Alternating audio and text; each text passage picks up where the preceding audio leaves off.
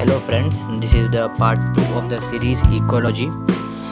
Here we will discuss the chapter of organism and population, from adaptations to population attributes, and up to population growth, and finally life history variation. Next part of the chapter will be population interactions, will be dealt in the third lecture of this series. Okay, so let us start with this.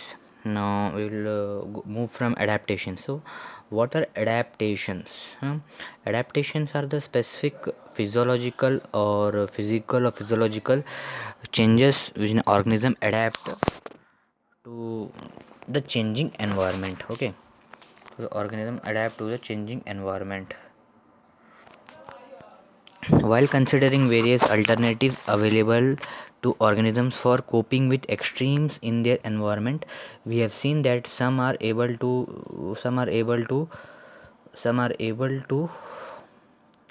respond through certain physiological adjustment, while others do so behaviorally, migrating temporarily to a less stressful areas. तो हम देखा थे कि कुछ organism जो है वो physiological adjustment यानी कि अपने बॉडी में कंफर्म करके या रेगुलेट करके जो एनवायरनमेंट में चेंज हो रहा है उसको एडजस्ट कर लेते थे, लेकिन कुछ ऑर्गेनिज्म ऐसे भी हैं जो ये सब अफोर्ड नहीं कर पाते हैं। तो उन ऑर्गेनिजम्स के लिए क्या ऑप्शन है? तो उनको भी तो जीना है, तो इसके लिए उनका तो वो बिहेवियरल एडेप्टेशन शो करते हैं।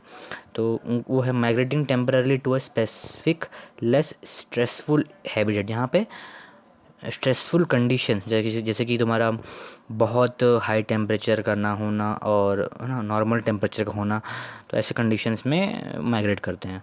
These responses are actually their adaptation. So we can say that adaptation is any attribute of an organism, morphological, physical or behavioral, that enables the organism to survive and reproduce in its habitat. ठीक है, ये क्या है? तो adaptation ऐसा attribute मतलब एक ऐसा ऑर्गेनिज्म का एक तरह का वो है, फंक्शन है, यानी कि उसका एक स्ट्रेटजी है। ठीक है, एट्रीब्यूट यहाँ पे स्ट्रेटजी को डिफाइन करता है कि वो कैसे स्ट्रेसफुल कंडीशन में भी अपना बॉडी का ऑप्टिमम फंक्शन को कर पाता है। ठीक है, तो वो क्या हो सकता है? एडेप्टेशन में भी मॉर्फोलॉजिकल, फिजिकल और बिहेवियरल। ठीक है, morphology many adaptations and evolve over a long evolutionary time and are genetically fixed। ठीक है, तो यहाँ पे कुछ क्या होता है कि काफ़ी सारे generation evolution slow by step process की वजह से भी एडेप्टेशन होता है। तो हम यहाँ पहला देखेंगे, एग्जांपल है कंगारू रैट का। कंगारू रैट जो है, in the absence of an external source of water, kangaroo rat जो नॉर्थ अमेरिकन डेजर्ट में पाया जाता है, वो एक्सटर्नल सोर्स ऑफ वाटर के एब्सेंस में सम बिहेवियरल एडेप्टेशन शो करता है ना, फिर फिजियोलॉजिकल एडेप्टेशन शो करता है। It is capable of meeting all it's water requirement through internal fat oxidation in which water is a by product. ठीक है, तो उनके बॉडी में एक ऐसा फैट होता है जिसको ऑक्सीडाइज करने से उसका फाइनल जो रिएक्शन का बाई प्रोडक्ट होता है उस वाटर, जैसे कि फोटोसिंथेसिस में भी वाटर होता है by product.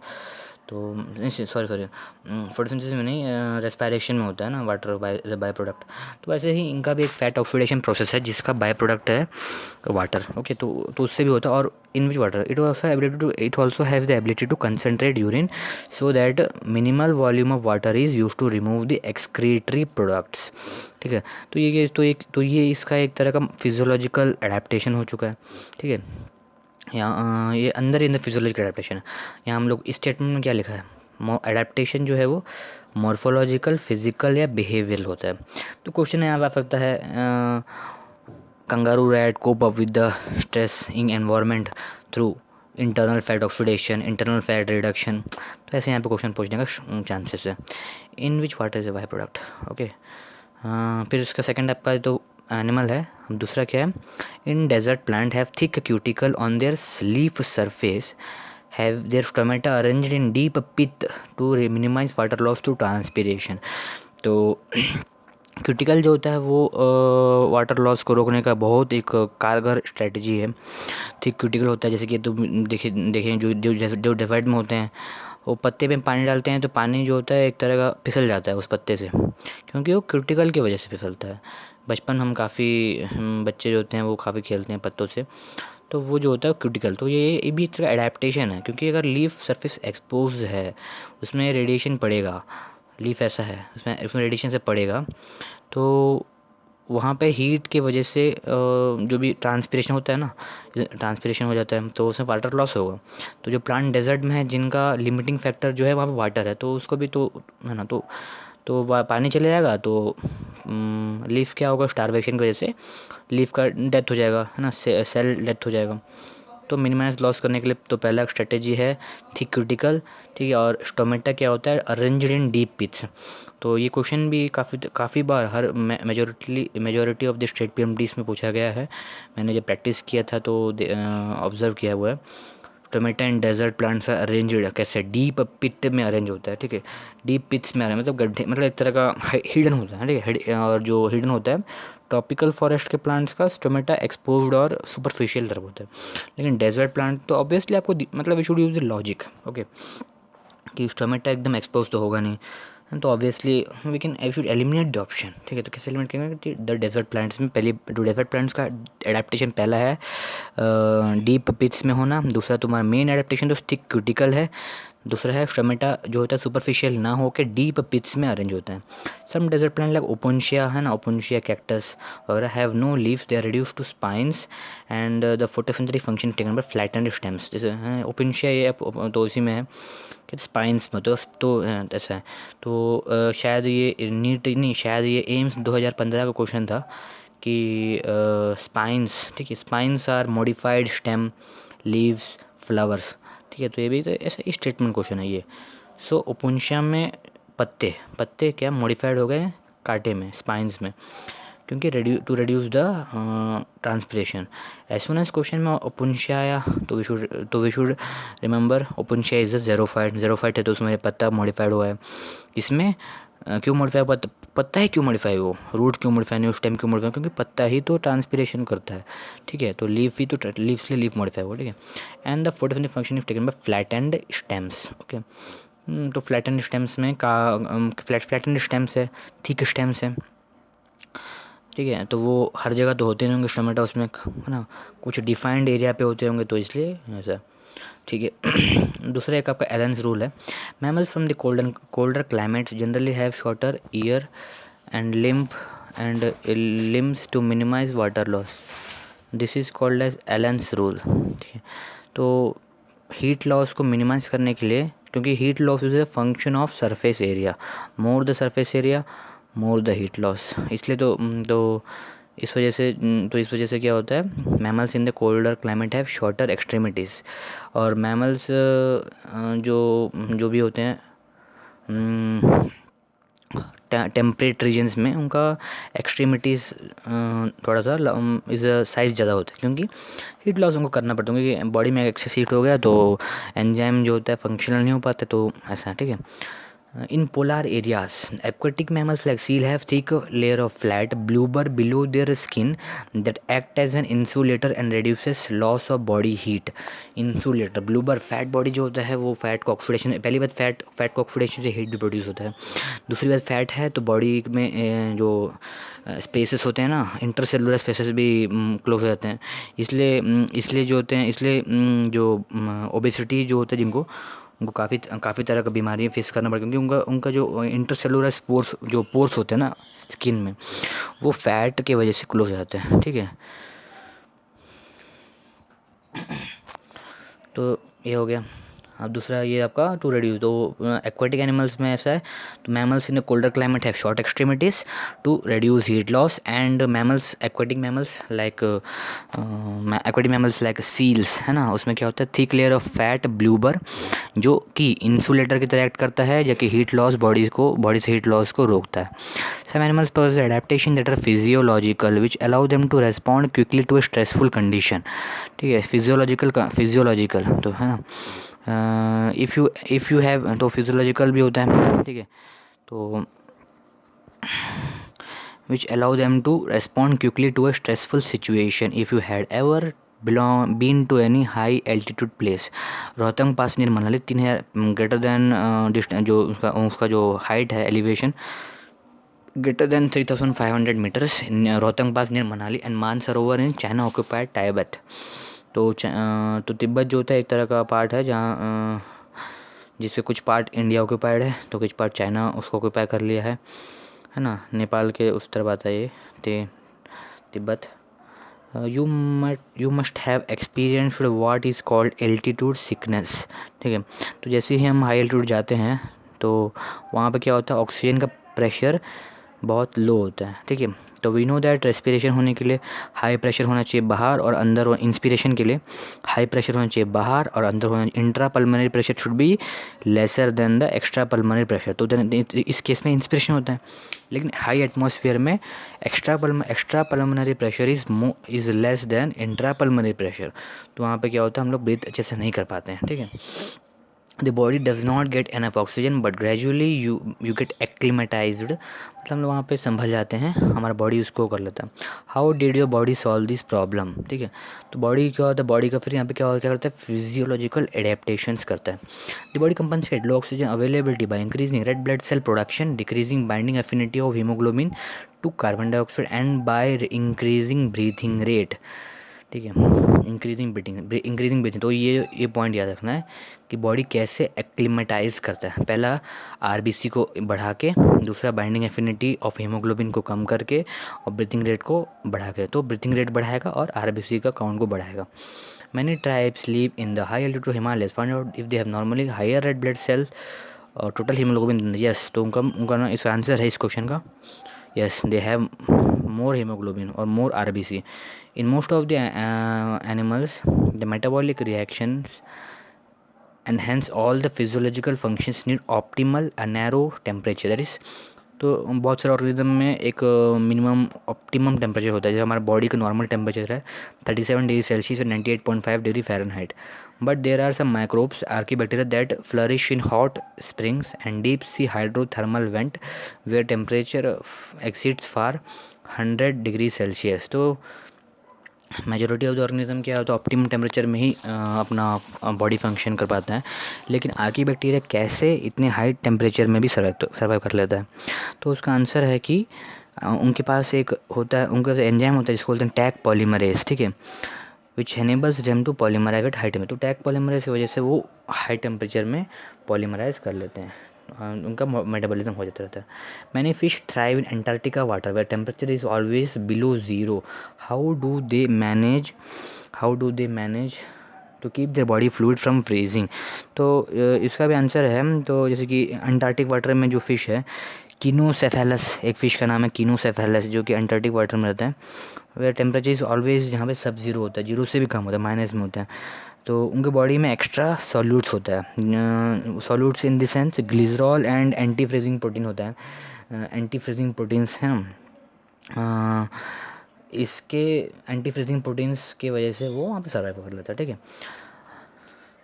A large variety of marine invertebrates and fishes live in greater depths in the ocean where the pressure could be greater than 100 times the atmospheric pressure that we experience. How do they live in such crushing pressures? Do they have special enzymes? Organism? Do they have any special enzymes? तो answer है yes, they have the special enzymes which allow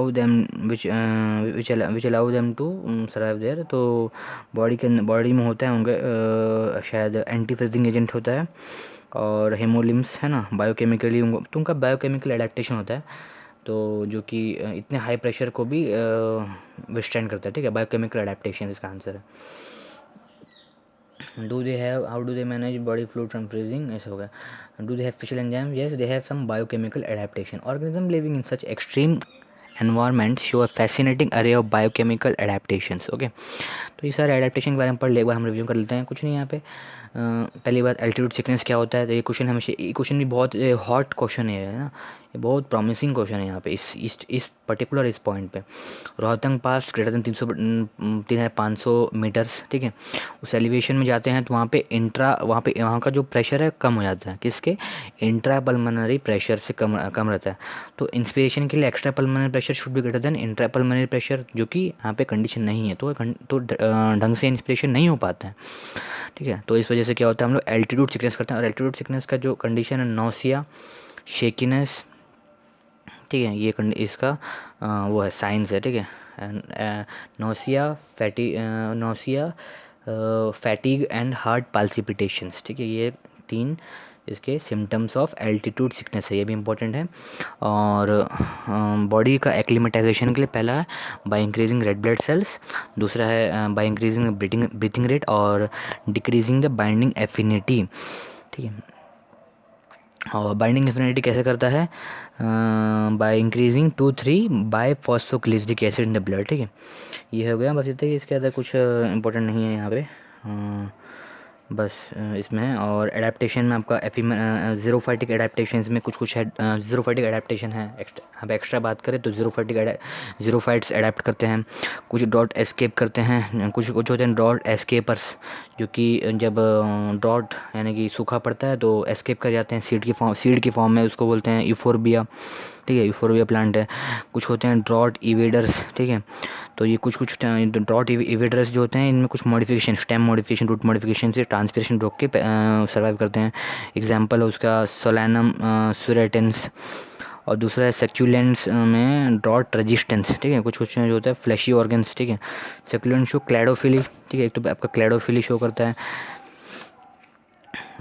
बस क्लैडोफिली मतलब aloe vera आगे example है उसका, ठीक है।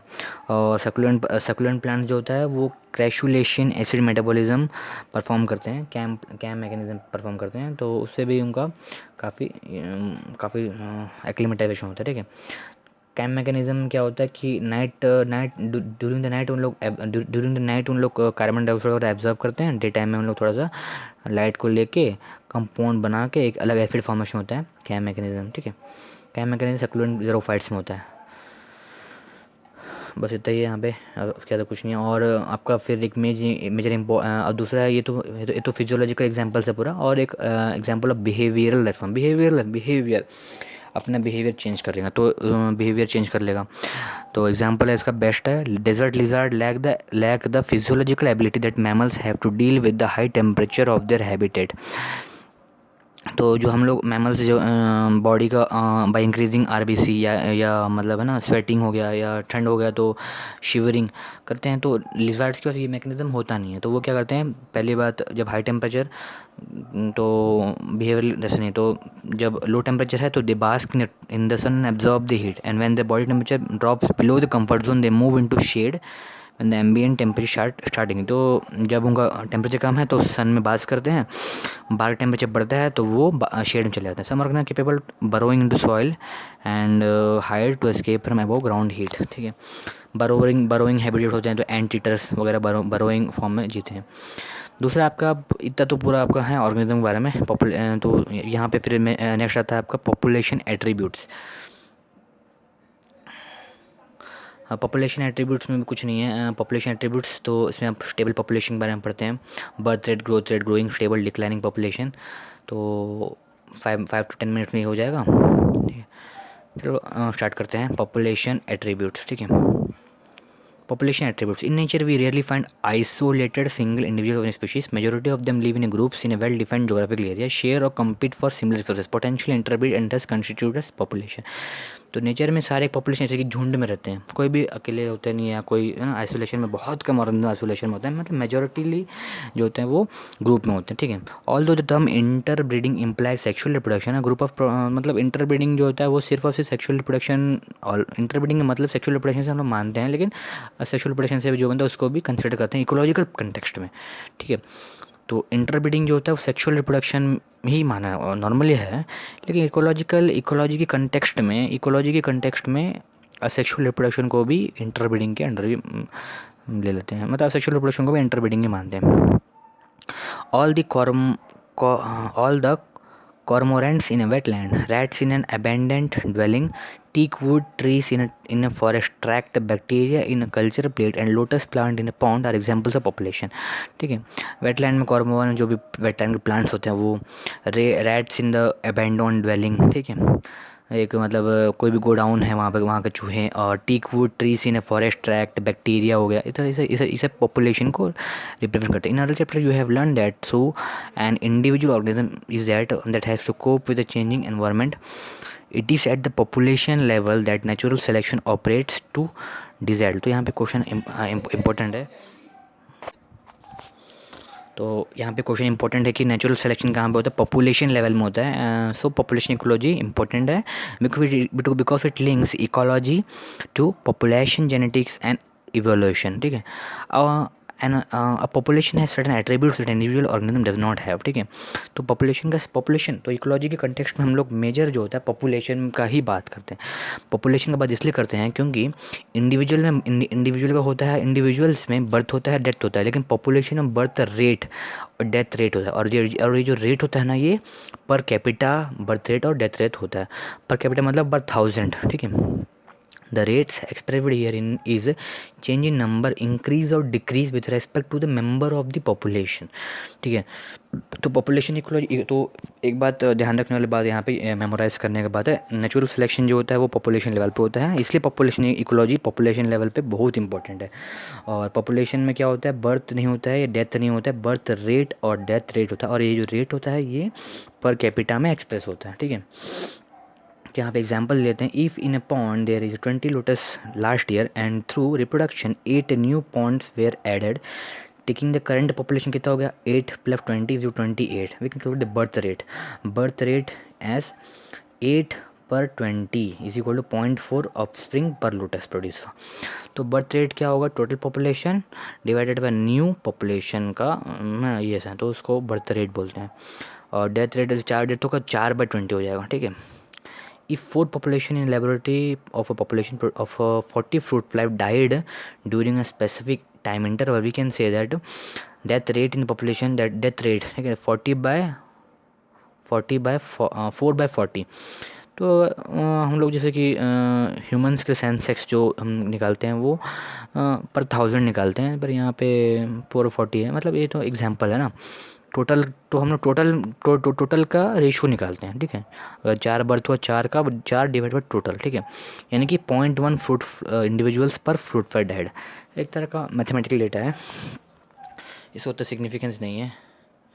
और दूसरा आपका आता है another attribute of a characteristic population the sex ratio, मतलब कितने इंडिविजुअल्स है, कितने इंडिविजुअल इधर मेल और female, but population has a sex ratio, ठीक है। तो इंडिविजुअल में मेल होता है, फीमेल। तो यहाँ पे एक और आपका इंपॉर्टेंट पॉइंट है पॉपुलेशन इकोलॉजी का, population at given time is compose of individual of different ages, ठीक है। तो एज पिरामिड हम लोग डालते हैं, तो उसको बोलते हैं एज पिरामिड्स होता है।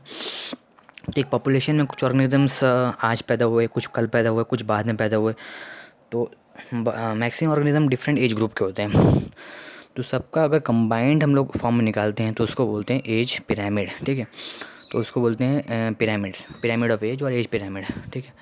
तो द एज पिरामिड जो होता है वो 3 टाइप का होता है, ग्रोइंग, स्टेबल और डिक्लाइन। और ग्रोइंग कैसे पता चलेगा, स्टेबल कैसे पता चलेगा, डिक्लाइनिंग कैसे पता चलेगा, तो देख लीजिए, प्री रिप्रोडक्टिव अगर ज़्यादा है और पोस्ट रिप्रोडक्टिव थोड़ा कम है, और नहीं रिप्रोडक्टिव थोड़ा कम है और पोस्ट और कम है, तो क्या हो गया, ये स्टेप बाय स्टेप क्या हो रहा है, ये एक्सपैंड हो रहा है, ठीक है। स्टेप बाय स्टेप एक्सपैंड हो रहा है, ठीक है। और इसको याद रखने वाली बात है, चार्ट है ना, चार्ट, ठीक है। दूसरी बात आपका आता है स्टेबल पॉपुलेशन, जो कि आपका बेल शेप ग्राफ होता है। तो इस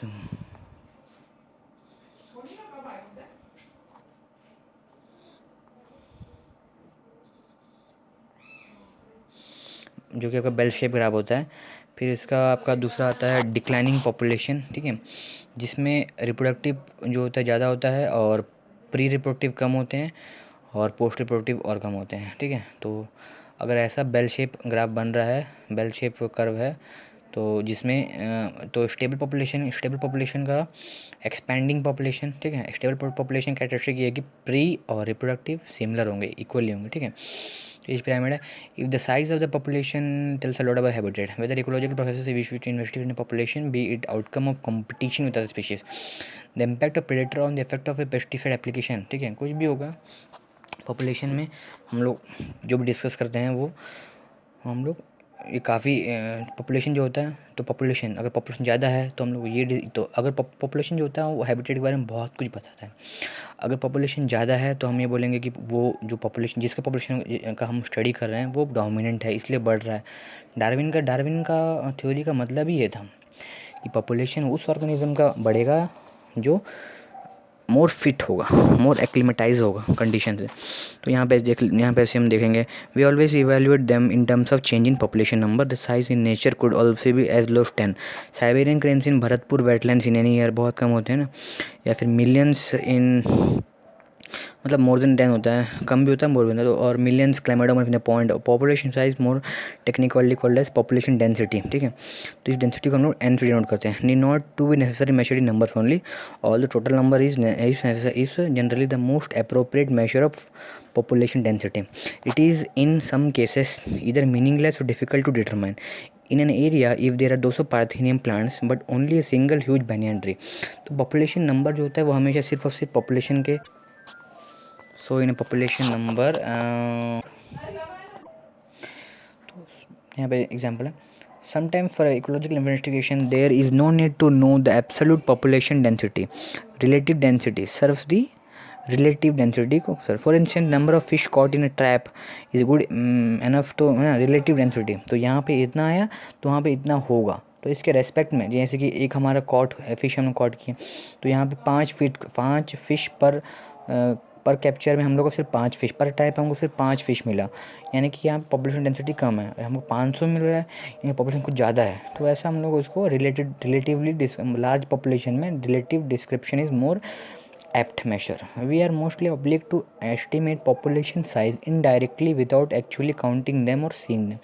The tiger census जो होता है वो mainly based on pug marks and faecal pellets. Tiger को हम लोग जाकर तो पता तो कर नहीं सकते हैं, तो फीकल में तो हमेशा क्या होता है पॉपुलेशन डेंसिटी हम लोग सिर्फ पॉपुलेशन को गिन के ही नहीं, उसका रिलेटिव अबंडेंस या पॉपुलेशन अगर डिफरेंट ग्रुप ऑफ ऑर्गेनिज्म को डिपेंड करा तो परसेंट कवर ऑफ बायोमास भी एक अप्रोप्रिएट मेजर है, और उसको कुछ और फैक्टर रिलेटिव अबंडेंस ये मेजर है, ठीक है। तो अब सेकंड आता है पॉपुलेशन ग्रोथ, पॉपुलेशन का कैसे बढ़ता है। The size of population is for species is not a static parameter, मतलब ये फिक्स नहीं होता, ये चेंजिंग होता है। It keeps changing in time depending on various factor including food availability, predation, pressure and adverse weather. तो अगर food कहीं पे कुछ किसी एनवायरनमेंट में फूड अगर अवेलेबल नहीं है तो वहाँ पे पॉपुलेशन जो होगा वो काफ़ी तरह से चेंज होगा, और मतलब बहुत इफेक्ट पड़ेगा पॉपुलेशन पे, ठीक है। तो in fact in this changes is the population density that give us the idea of what's happening to the population. Population का बढ़ रहा है, मैं जैसे मैंने ऑलरेडी बताया है पॉपुलेशन बढ़ रहा है यानी कि पॉपुलेशन वहाँ पे फिट है, स्टेबल है, अच्छे से ग्रो है। पॉपुलेशन अगर घट रहा है यानी कुछ प्रॉब्लम है, कुछ इन्फीरियर है ना population as compared to the other species. Whatever might be the ultimate reason, density of the population in a given habitat during its period fluctuates due to changes in 4 basic processes, 2 of which